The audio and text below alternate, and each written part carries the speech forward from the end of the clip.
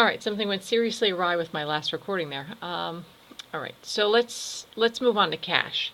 Cash is obviously one of the things most easily stolen because it's cash. It's quite liquid. So cash is something that we want to focus a lot of our internal controls on. And there are a lot of things in the book that talk about the control environment and things like that. I'm going to let you guys read that on your own. I'm just going to be focusing on the actual some of the actual calculations that are necessary in this chapter. So one of the things I like to talk about is the bank reconciliation. No matter what business you're in, you're going to need to do a bank reconciliation. I'm sure there's, and I'm sure you can relate to a bank reconciliation.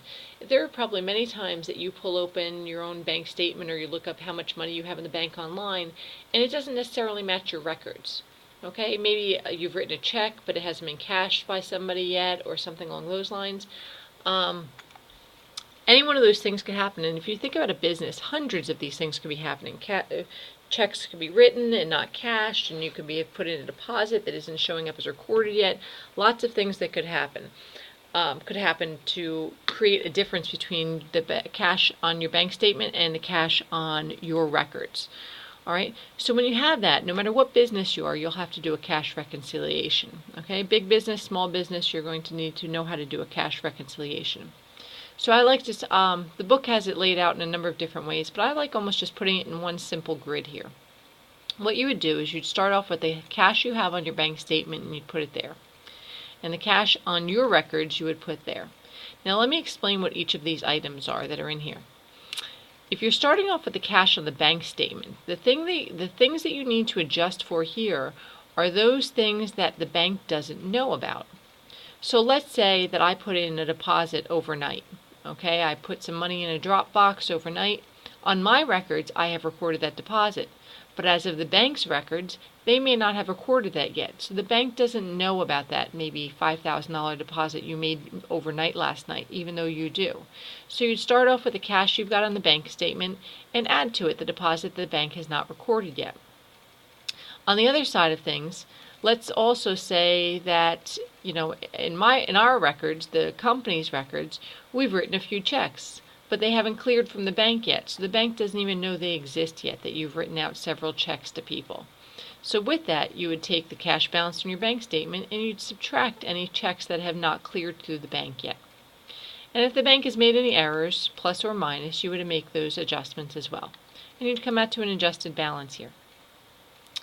Now, let's look at our records. So here's a cash balance on our books. Sometimes you may have it set up that maybe the bank collects some money on your behalf. Maybe the bank is collecting a note or something for you that somebody is owed to you. All right. So here's our records, and we know the money that we have. And then we open up the bank statement and we go, or we go online and look at the bank statement and we go, oh, this person paid us. Great, the bank made the collection on my behalf. That's not something that I knew about, so I have to update my records. That's what the company's saying. So if the bank made a collection on their behalf, the bank knows about it, but we don't, so we need to update our records.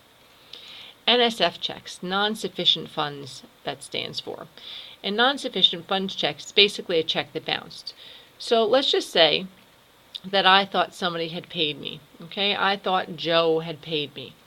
All right, so I had recorded the money, maybe $100, one of my people paid me. I recorded that $100. Great, I have $100 more in here.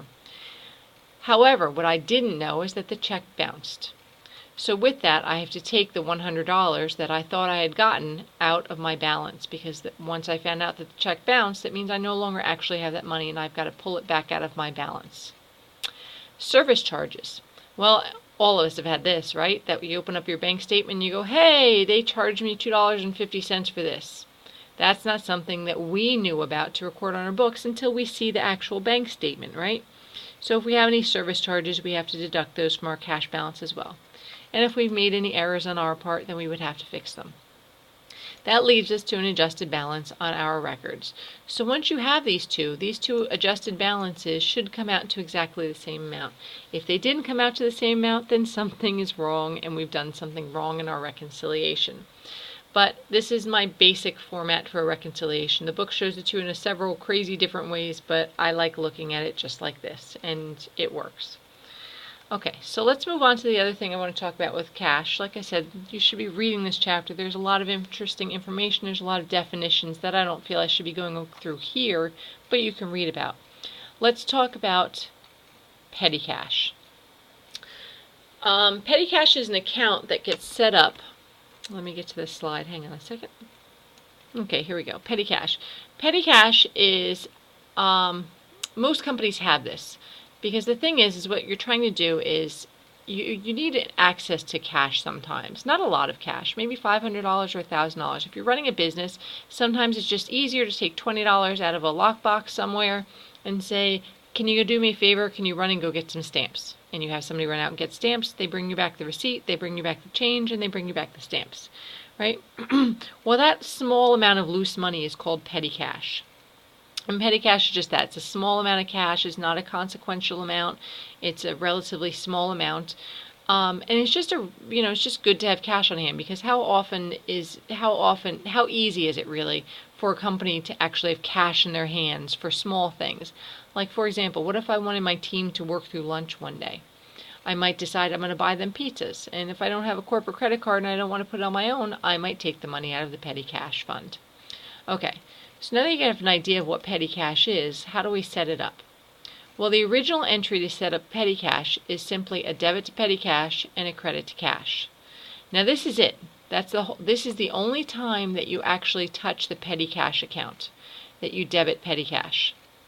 Okay, you're taking the money out of a regular cash, you're putting it into this petty cash account. Now the reason you're taking it out of cash is because that cash is not available to pay your bills. That cash is actually sitting physically in a small little lockbox or something in someone's desk. Now let's talk about how petty cash actually works. If I send people out all month long, I'm having them buy things. I have them go to Staples. I have them go, well, actually, you know what? Let me go to the next couple of slides and let me show you an example. All right.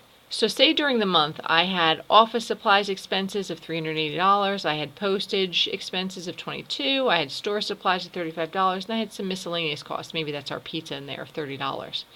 Okay? What I have people running out and going to get these things for me. I'm handing them money out of the petty cash. So they're actually taking cash, running out and going to get those office supplies. And they're coming back to me, like I said, with a receipt and some change. All right. So at any point during the month, I should be able to open up that little lockbox and count up everything that's in there, all the cash that's left in there, and all the receipts, and I should add them together, and I should be at $500. So at any point between receipts and cash, you should have $500 in that lockbox. Now at the end of every month, I would take out all of the receipts and I would record those expenses. So if I bought office supplies here, they're bringing them together, the postage and the office supplies, I would debit the office supplies that I bought for the $402. I would take the receipts that I had from the store supplies, and I would debit store supplies to $35. I would debit the miscellaneous, here's our pizza, of $30, and I would record the miscellaneous expense in here of $30. Now my credit is to cash, not to petty cash, because the only time we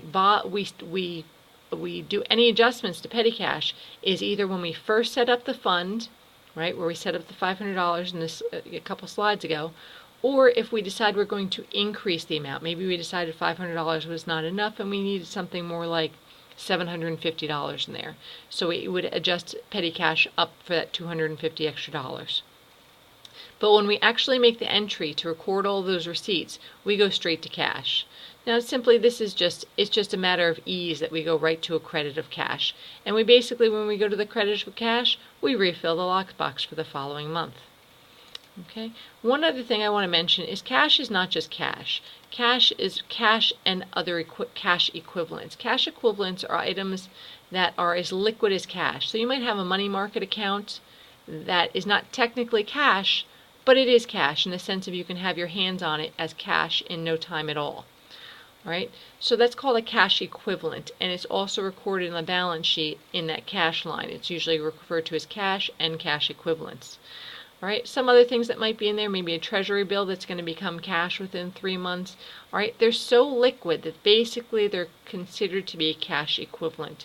And those are the things that get recorded in there. That's really it, guys. That's it for this chapter. Like I said, most of it is reading, and it's interesting reading, so take your time and do so. Have a great day.